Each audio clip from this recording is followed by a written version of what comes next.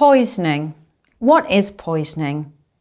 3 routes of entry into the body that can cause somebody to be poisoned.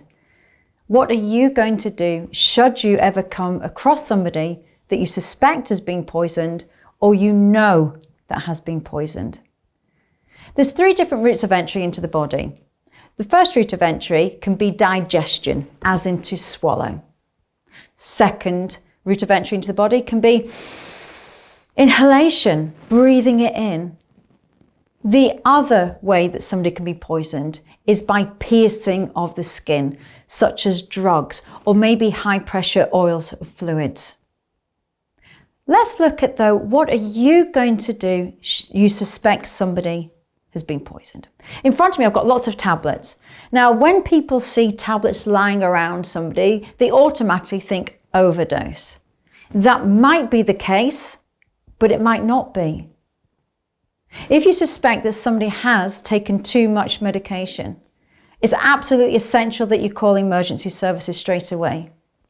When you call emergency services, they will ask you what service do you require, and you're going to answer ambulance.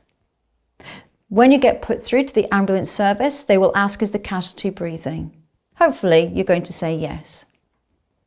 You need to tell them what you see. If you say that you suspect they've had an overdose, they're going to ask, what is it that they have taken? Now, sometimes you might have absolutely no idea. In front of me, I've got lots of tablets. Some of them empty, some of them not. Maybe they've taken none. But what you need to do is look at the packaging and say what is empty. So, for example, this is paracetamol, 2, 4, 6, 8, 10. You would add up how many paracetamol that is empty. Let's say 26. But there's other medication here as well. Oh, metformin. What's that? Now, you don't need to know what this medication is, but when you tell that to emergency services, they will know. Some medications, it might be by prescription. Maybe they're diabetic. Maybe they suffer from epilepsy. Maybe they've got a heart condition. And this is why it's vital to tell them exactly what you see. That's digestion. What else could you digest? Chemicals. Now, it's not something that you see people saying, oh, I'll have a swig of bleach, because that's not something that people do. A lot of the time it can be accidental. People thinking that a water bottle contains water, but really somebody's put in brick acid. Not a smart idea at all. It could even be a child. Maybe they managed to get under the cupboard and got hold of that beautiful yellow because it's their favourite colour and it's got a red top. What child doesn't like bright things? I think it's bad marketing personally, but anyway. So let's say you see the container next to somebody and you're concerned. It could be on the floor, it could be spilt. This is digestion. What are you going to do? The answer is you're going to call emergency services straight away. Now, if you are in the workplace, every chemical, legally, you need to have a cost data sheet. These cost data sheets aren't only for how to store it, how to keep it, but it also tells you some basic treatment. Now, when it comes to a chemical poisoning, we say you're going to call emergency services. You're going to get the person to sit down. If they've taken too many tablets, you're going to get them to sit down and you don't want them to move.